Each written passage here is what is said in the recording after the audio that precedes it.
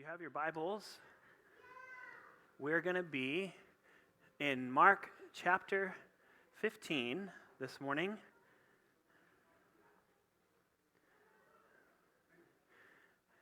And typically, this Sunday marks the celebration of Palm Sunday, which marks the Holy Week, the week in which Jesus marches into Jerusalem, and he's greeted by a bunch of people who are expectant and expect him to be king, and he presents himself as the rightful king, as Messiah.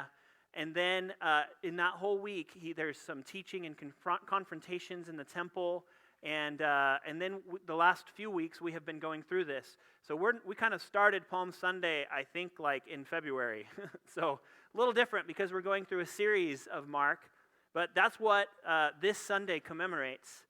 And yet what we're going to be looking at is the story of Jesus' death and suffering on the cross in Mark chapter 15, verses 21 through 41. Now, there's something unique about me that you may or may not know. I have mentioned it in the past, and that is that I like these shows on the History Channel, I guess especially, or PBS. I like these shows that sort of, some of them are like the gold mining shows, right? Like Gold Rush, or like Aussie Gold Hunters, or the Aussie Opal Hunters as well. I know, it just seems weird. I'm not a miner. I never do any of this stuff. I just watch other people do it, and for some reason it's entertaining.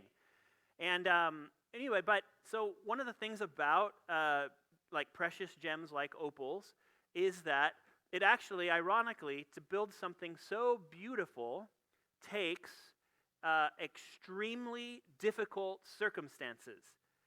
So a diamond, for example, is formed at very high pressures and temperatures. You probably knew this.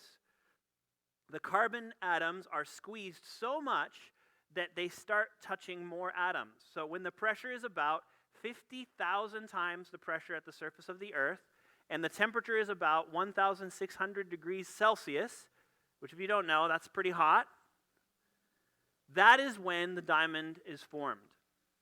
The carbon atoms bond with four other atoms and result in diamonds.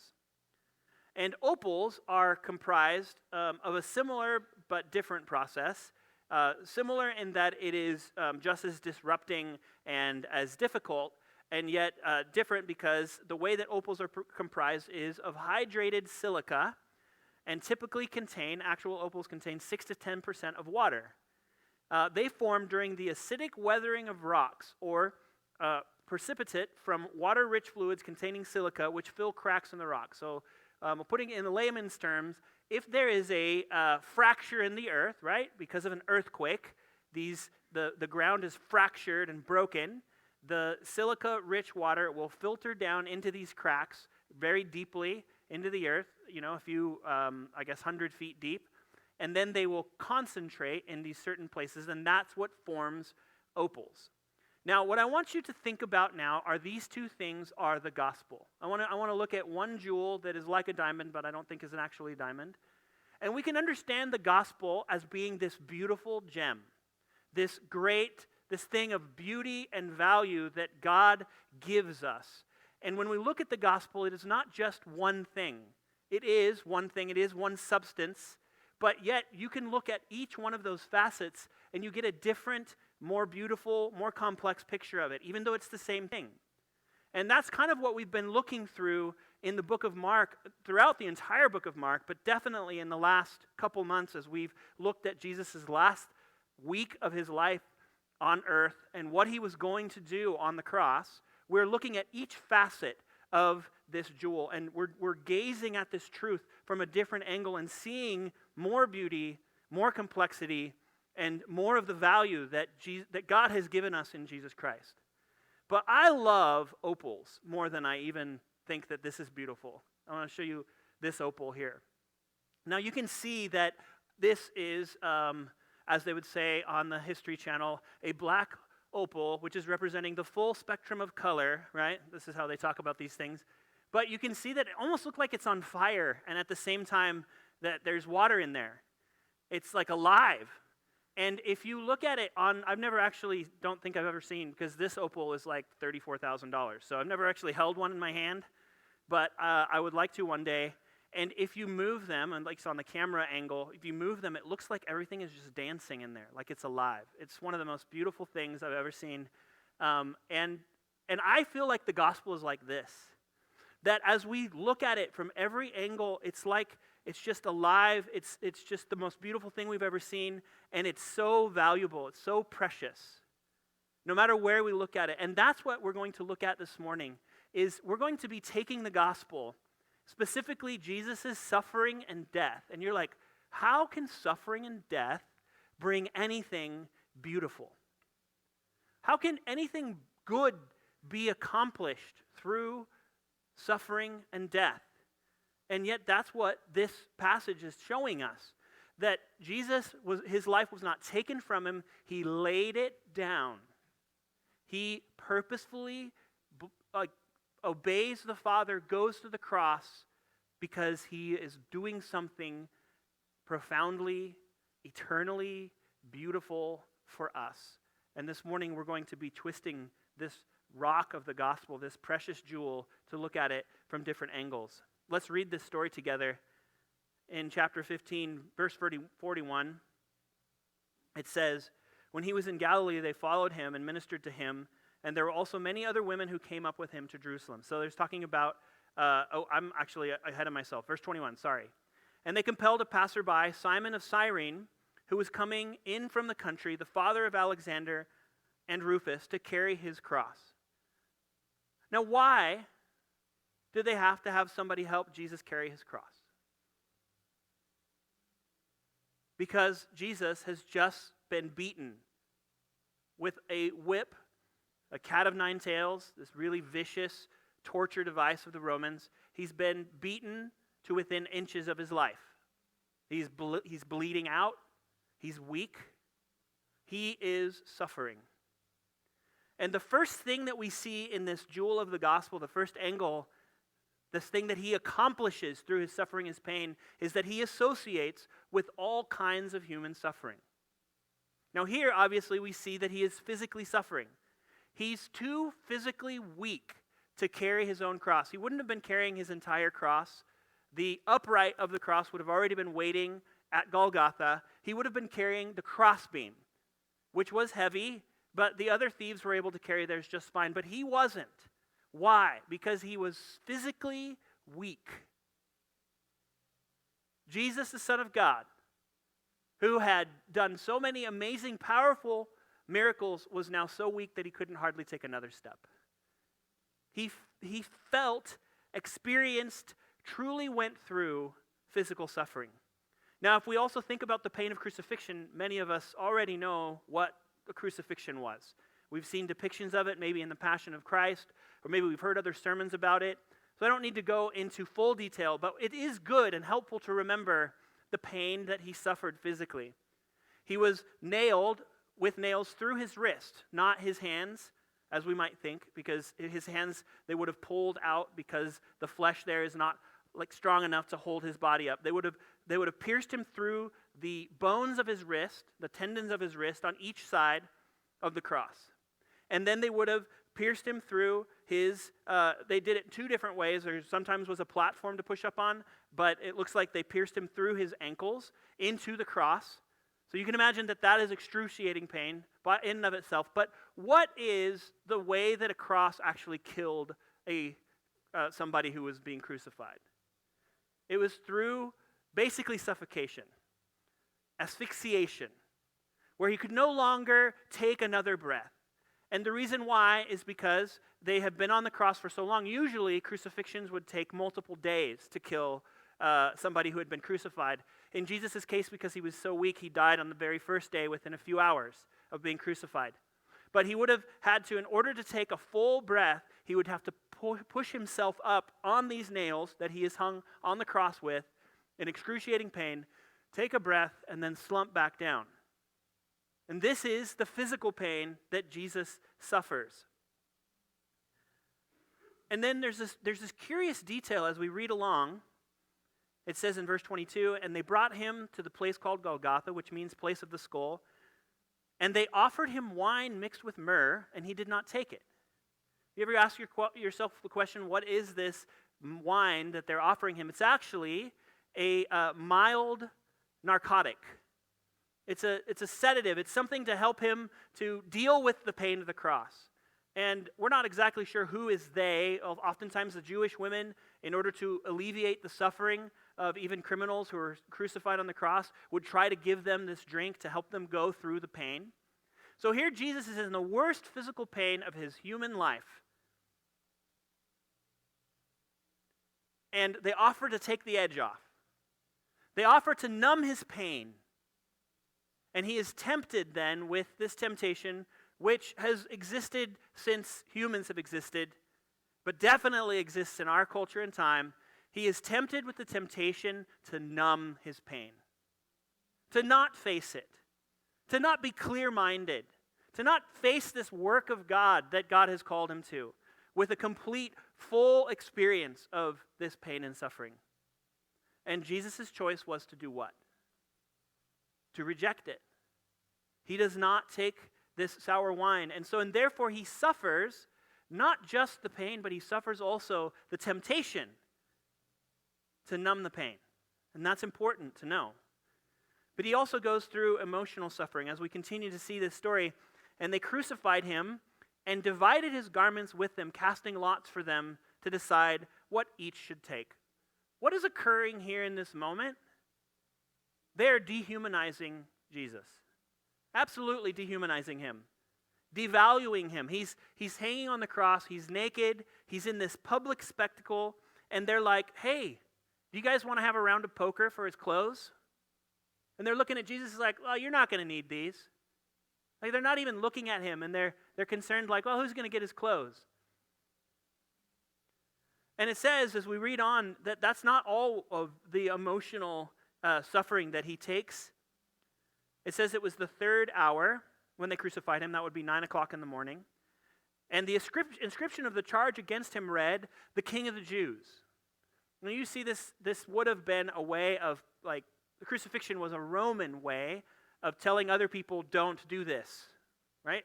Bad idea, don't be like him. He called himself the King of the Jews. That's how you end up if you do that. But it is also a way of making him look foolish in his dying moment. You're a fool. You say you're King of the Jews, and look at you now. Look how enthroned you are. And then it says that others, as they passed by in verse 27, and with him they crucified 2 robbers, one on his right and one on his left. And those who passed by derided him, wagging their heads and saying, aha, you who would destroy the temple and rebuild it in 3 days, save yourself and come down from the cross. They're making fun of him. They're clucking their tongues and rolling their eyes at Jesus. And they're saying, oh, look at you, you big savior guy. Why don't you just come down and save yourself? What a savior you are. So he experiences this scorn. And he also experiences abandonment. I just wanted to, did you guys see the disciples anywhere here? And we know in other passages about this moment that some of his disciples were there. John was there with his mother Mary. And we also know that the most important detail that Mark shares at the very end is that the women disciples that had followed him also the entire time were the only ones that were actually there. The rest had run away. They were ashamed. They were afraid. They were nowhere to be found. Jesus was alone, abandoned by the 12, well, the 11 at this point, who he had poured his life into the last 3 years. He also feels, and we need to understand that this is not just some sort of, it is also a point to this prophecy of the suffering servant, which we're going to look at in a second from Psalm 22. But this is also the real emotion of Jesus. When he says, my God, why have you forsaken me? He really feels that God, his Father, has forsaken him. Because, spiritually, he also suffers. Because this moment, notice that it gets dark. It says that it got dark from basically 12 noon till 3 p.m. And this darkness wasn't like, oh, it got cloudy, like it was yesterday. We could have said, well, it was dark from, 9 in the morning until about noon. But it was this supernatural darkness. It wasn't a storm. It wasn't raining. It was some sort of supernatural darkness that this is the moment that God turns his back on his only begotten Son, because he's placed the sins of the world on him, and he cannot bear to be in the presence of sin, and his Son has taken the sin upon himself. So Jesus has spiritual suffering in this moment. But this phrase that he says, Eloi, Eloi, lema sabachthani, is a direct quotation from Psalm 22:1, which speaks of this suffering servant. Now, I just want to encourage you to read Psalm 22 this week. Because Psalm 22, if you want to know what Jesus was thinking, because we get these little phrases, we can wonder, we can put ourselves in his place and think, like, what would this have been like? But do you want to know what he was thinking? Psalm 22 was what he was thinking. Because this is the verse that comes out of his mouth. The first verse of Psalm 22. And it is really interesting what this psalm talks about, because this psalm is about a suffering servant, a righteous servant, one who had not done anything wrong, who suffers in all of these same ways. In fact, some of these verses are like exact things that happen at Jesus' crucifixion, tying Jesus to the identity of this suffering servant. But through this suffering, God vindicates his servant.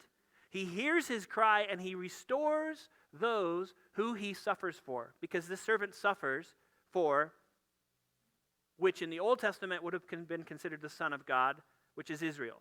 He suffers for his people. The suffering servant is one who, because he suffers, is able to understand and help those who suffer. He has quite literally felt their pain and experienced their suffering.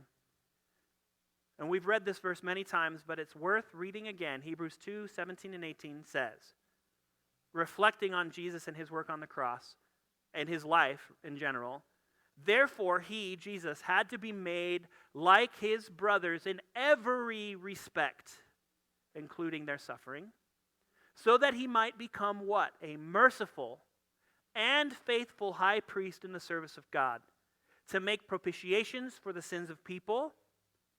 For because he himself has suffered when tempted, he is able to help those who are being tempted. Who can you trust your pain to? That's right. If I were to go to the hospital room of a woman who is giving birth, and I told her, you know what, I really feel your pain. I really understand your pain. How comforting do you think that will be to her? Now, if my wife, though, who has had 2 natural childbirths, could go to the bedside of a woman, and actually does frequently right now, and helps deliver their babies, right? And she was just saying, I understand your pain. How much stronger and more comforting and more helpful is that? Like 100 times at least, right? Because you know, yes, you do know, because you've been through it. You know what it's like. And so I can listen to you. You have authority, not just authority over my life, but you have authority over my pain, because you know what it feels like. You felt it. Someone who has an academic understanding of your pain is not very helpful. But somebody who has experienced your pain, who has suffered what you have suffered.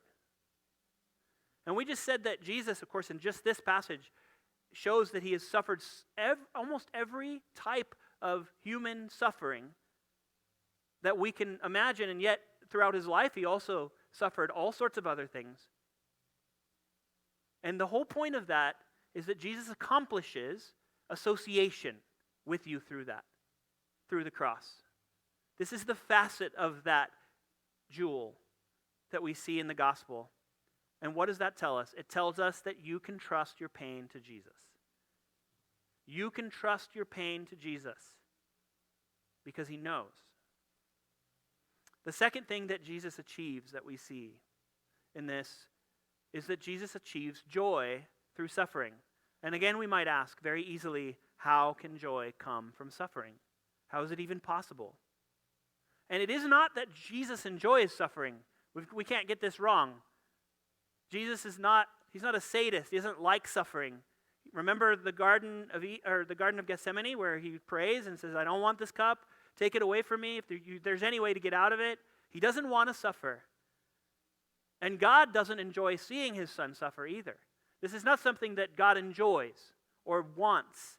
It's not the suffering in and of itself. It is what is achieved through the suffering that is joyful. It's what's achieved through it that is joyful. Hebrews 12, 1 and 2. After in Hebrews 11, it talks about the hall of faith. All these people who had faith in God, even though when they looked around, they didn't have a lot of reasons to have faith except for God's word and his faithfulness in the past. And they believed, and they actually died in their belief, not having seen the fulfillment of these things, and then God fulfilled them later. This is what that passage is. And so then Hebrews 12, 1 and 2 says, "Therefore, since we are surrounded by this great cloud of witnesses, these people who believed God before they saw the completion of their promise, who suffered for it, let us also lay aside every weight and sin which clings so closely, and let us run with endurance the race that is set before us."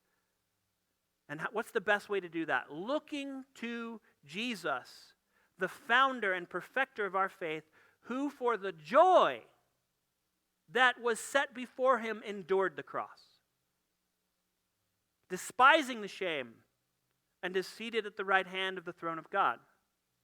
So what was this joy that Jesus endured the cross for? What was this end goal with the suffering of the cross?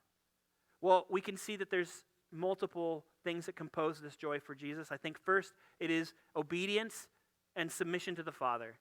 Jesus loved God.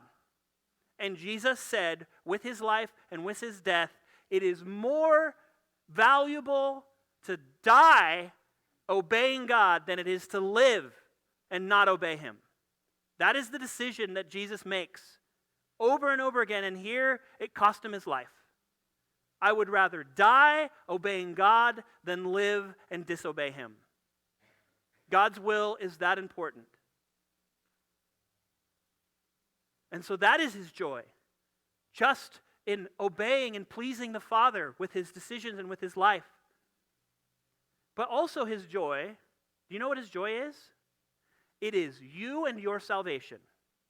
Because it says, for the joy that's set before him, and it says that he is what? He is the, let me read the passage again, the founder and perfecter of our faith. That's his joy. He loves to build faith in your heart and perfect you. You are the prize. You are his joy, or at least part of it. Our salvation, our growth, those are the things that kept him on the cross.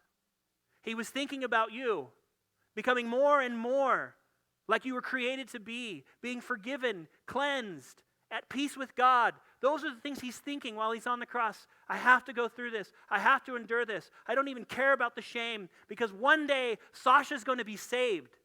One day Sasha's going to grow. One day Sasha is going to be able to be lifted out of all the things that tried to destroy him, and he'll be made what he was supposed to be.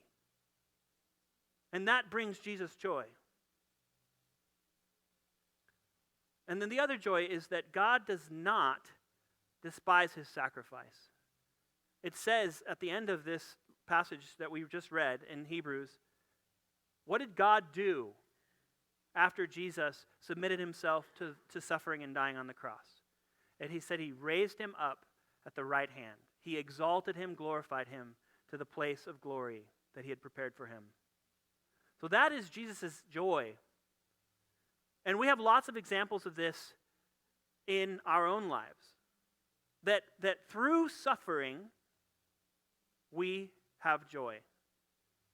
This is the dynamic that we live in. Right now, our family is going through a medical residency, right? My wife is in medical residency, and I can tell you that there's a fair amount of suffering that comes along with that, okay? Suffering in our time with one another, suffering my wife suffers the most, right? With the pressure and the stress, even though she loves it and is doing an awesome job, it's hard, right? It is definitely, am I right? Suffering is included? Okay. It's not all suffering. And yet, the end isn't just, obviously, being able to be trained and do the job well. It's to be able to help people. That's what her end goal is. And we just talked about childbirth. Now, again, I don't have any experience with this, but I'm told that it's like one of the most excruciating pains, one of the worst sufferings that you can go through as far as pain is concerned.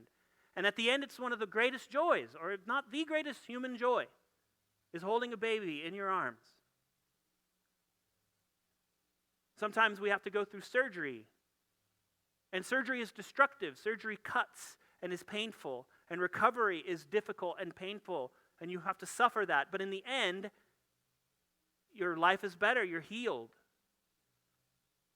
Now, this is a super silly thing, but I'm going to say it, okay?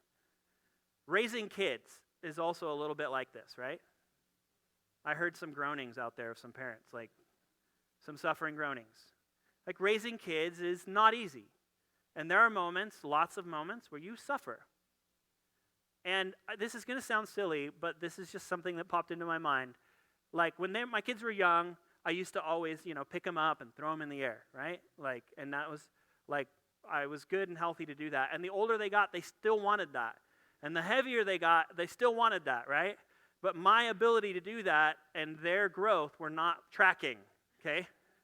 And so I would still do that, and then at some point I started to injure my rotator cuffs. I know it's silly, but anyway, okay, I injured my rotator cuffs, and to this very day, when I go out fly fishing, which is something I love to do, the limitations of my rotator cuff are still there. Right? I paid a price. I suffered. But would I ever take that back? Of course not. This is a silly thing, right? But I'll take the damaged rotor cuffs. I'll take whatever emotional turmoil I need to go through so that my children can love God and live a thriving life in Him. I will take that stuff on. I will bear those marks on my time or my emotions. Whatever it is, I will suffer it because I know that the joy that awaits my children and my relationship with my children is worth whatever suffering I need to go through. Now, I just want to let you know, I hate preaching on these things because I feel like Jesus is going to make me live this out. But we must understand that as Christians, we live this same dynamic. And it's going to help us with suffering. James 1, 2, and 4. James, being all snarky, he says, "Count it all joy, my brothers, when you meet trials of various kinds, anything that you suffer. For you know that the testing of your faith produces steadfastness. Through suffering, you get the joy of stability and steadfastness in Jesus. And let steadfastness have its full effect. It produces even greater things in you, that you may be perfect and complete, lacking in nothing." Anybody want that? Anybody want the joy of being perfect and complete and lacking in nothing? Suffering is the door. Counting it all joy when you face trials, because you know that those things produce joy. So that is another facet of this jewel of the gospel that we look at. The third one is that Jesus opens up relationship with God again through his death. As we continue to read, we see that there are two things that happen when Jesus finally dies. In verse 37, "And Jesus uttered a loud cry and breathed his last. And the curtain of the temple was torn in two from top to bottom." That's the first thing that happens. What does that mean? Why is this important? Now, we have to understand, what is this curtain? In other translations, they call it the veil, and the veil is meant to block view and access. So we can imagine that this curtain would have been in the temple, and it would have separated the holy place from the Holy of Holies. And so let's imagine that the stage is the Holy of Holies, and that this is the holy place of the temple, and that there is this massive curtain that covers this entire door here, this entire arch. And this curtain would not have been just kind of like this thin little beautiful silk thing. It was rumored to have been 6 to 8 inches thick. And it covered a span of something like this. And when Jesus dies, it's completely torn in two. Now, this was scandalous for a Jew because, first of all, that curtain had been there for hundreds of years. But also because the only person who had access to the Holy of Holies in the temple system that God had set up in the Old Testament was the high priest. Now, let's just think, just one dude. Okay, and he was a dude. Women weren't allowed in the Holy of Holies, just one man, and he had to be a Levite, and he had to be a priest, and he had to be the high priest, so not just any priest. So very few people ever had access to the Holy of Holies. And the Holy of Holies was where God's presence dwelt with his people. So God was with his people, and yet his presence was veiled, and access was not given freely to everybody to his presence.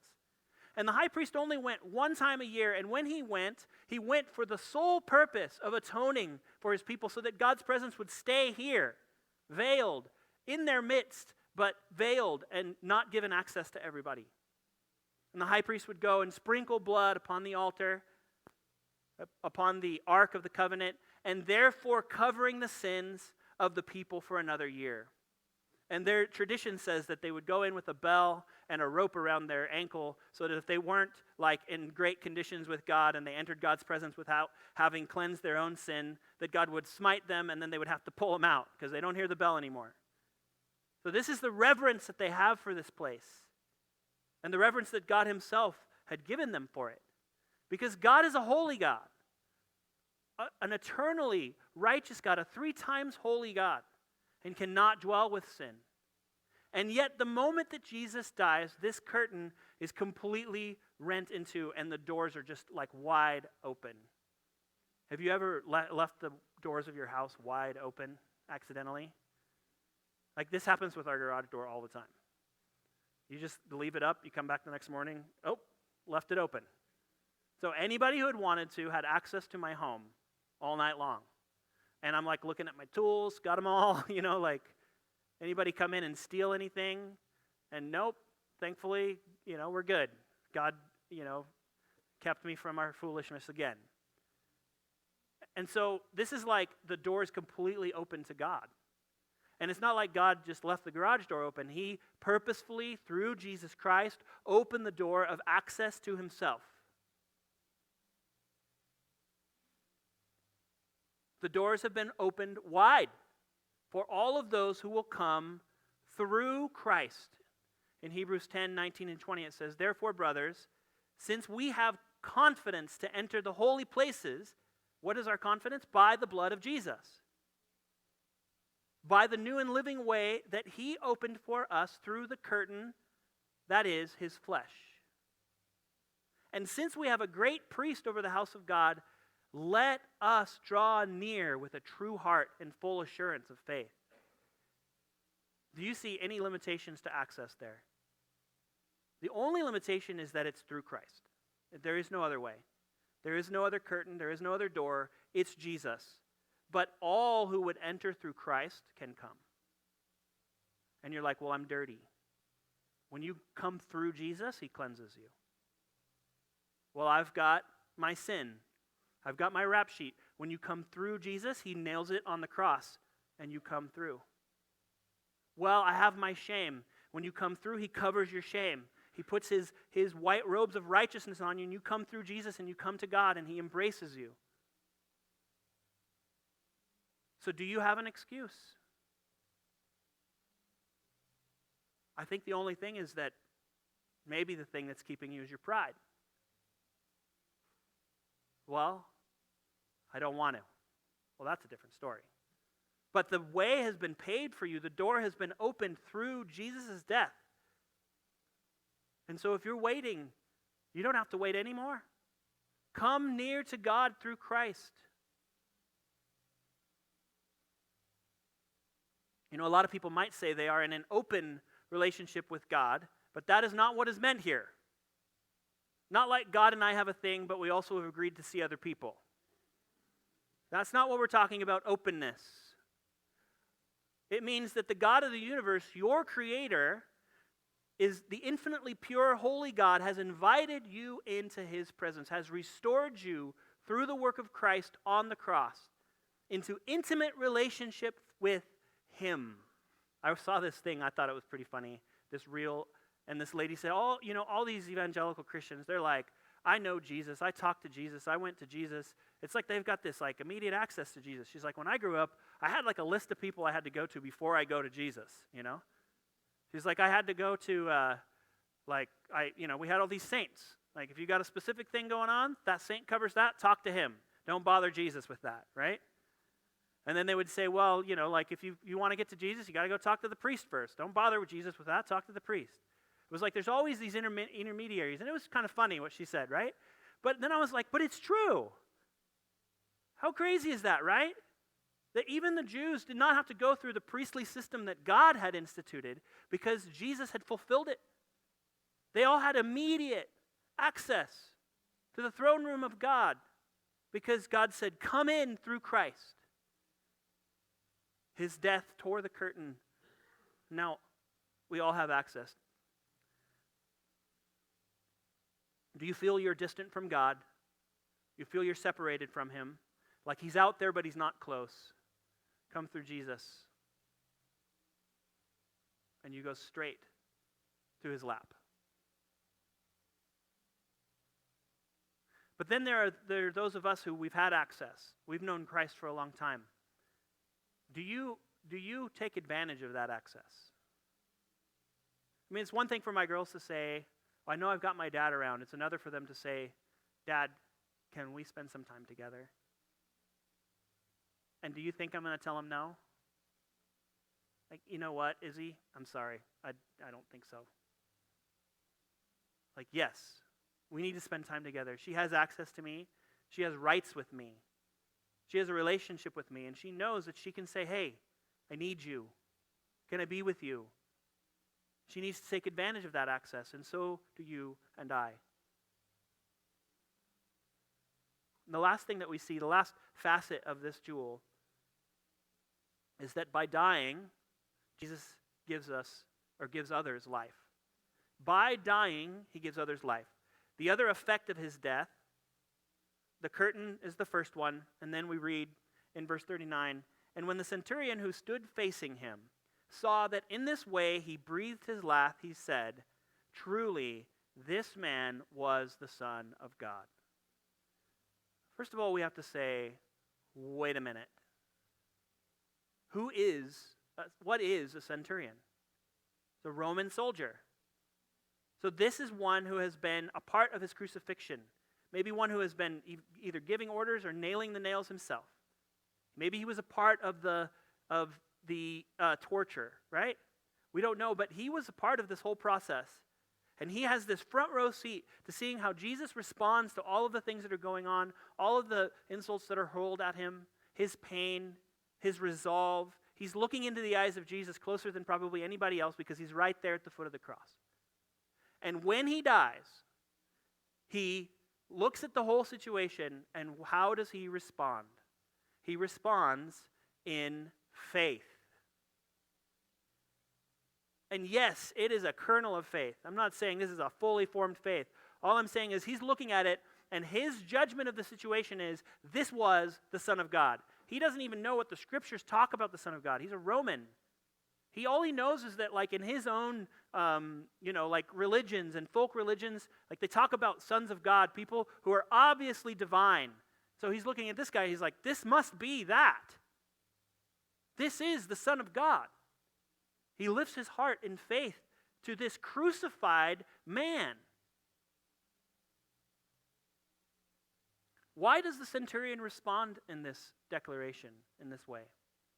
Well, we can say that this atmosphere is probably lending to that. I mean, you crucify somebody and then all of a sudden it gets dark for 3 hours. But there's also something here that's like what C.S. Lewis and others have called numinous. There's a spiritual overtone. It's unavoidable. Everybody who is here has to make some sort of spiritual decision. Like, is this the guy that says who he is, or is he not? Is it okay for us to be doing this to him? Everybody's had to make a moral decision on this. Like, well, we know he's innocent. He just says so we'll kill him, get rid of him. Everybody has to feel this every time they see him because they know he's innocent. Even Pilate had to wash his hands. And here the centurion has to make his decision. And his decision is to say, this is the Son of God. The centurion of all people, who's had possibly the best view of the events of Jesus' crucifixion, and his honest testimony, conclusion of the matter is that Jesus is the Son of God. Now, this is an interesting title because if you remember when we first started this book, which probably many of us don't because that was 2 years ago, but verse 1 of chapter 1 of the book of Mark, what does it say? What is Mark trying to tell us in this book? He says, the beginning of the gospel, the good news of Jesus Christ, the jewel that we've been looking at, he wants us to see all the facets, the Son of God. And then here at the very end of his life, what does the centurion say of him? He's the Son of God. He's the Son of God. The effect of Jesus' death is the faith of the centurion. And this is the beginning of new life for the centurion. We have no other information about the centurion except that he makes this declaration. But this is a turning point. And Jesus is a turning point of all of history. All of the Old Testament prophecy has pointed to Jesus and is fulfilled in him. Thousands of years before Jesus, the Bible was already talking about Jesus. Thousands of years after, what are we talking about today? The same guy, the same work on the cross. Everything points to Christ. He is the turning point, the hinge, so to speak, of all human history, and he is the turning point of your life. All of the Old Testament prophecy has pointed to Jesus. The Passover lamb, we saw that a couple weeks ago. The temple, it's just that the curtain has been torn because he is the new temple. The law, he has fulfilled all of the law. He is the suffering servant. Read Psalm 22. Read Isaiah 53 and tell me you don't see Jesus so clearly in those passages. You can't help but see Jesus. He is no mere man. He is the Son of God. He is no mere criminal who dies a guilty death. He is the Lamb of God who takes away the sins of the world. I'm going to ask the worship team to come up. And I feel like we need to respond to this word today. We're going to celebrate that his death is not the end of his life either. Next week, we celebrate his resurrection.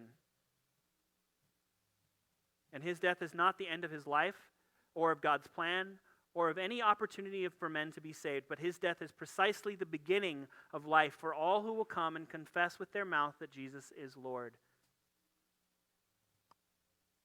That will look at him and say, he's the Son of God.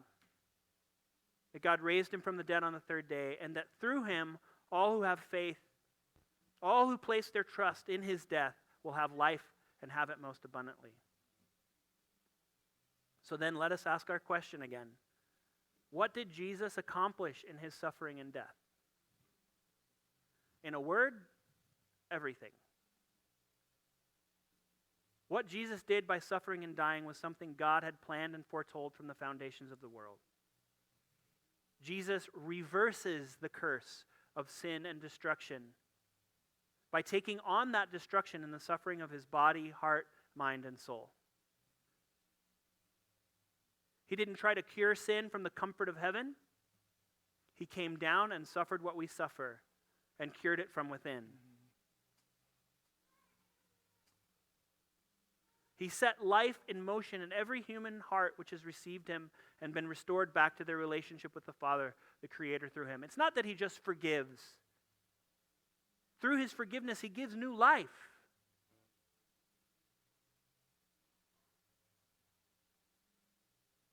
So who are you in this story as you look at Jesus hanging on the cross? Are you the religious deriders, or maybe secular deriders in this case? The ones who look at him and say, what a waste, what a stupid death, what a foolish man, King of the Jews?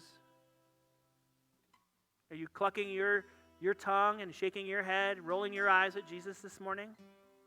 Or like the centurion, are you looking in his eyes? As he looks down at you with the joy that you can be saved and changed, perfected, complete. You don't have to stay where you are. And when you look in his eyes, you can't take your gaze off. And you say, this is the Son of God. Which one of those are you this morning? As we think about that question, let's worship God.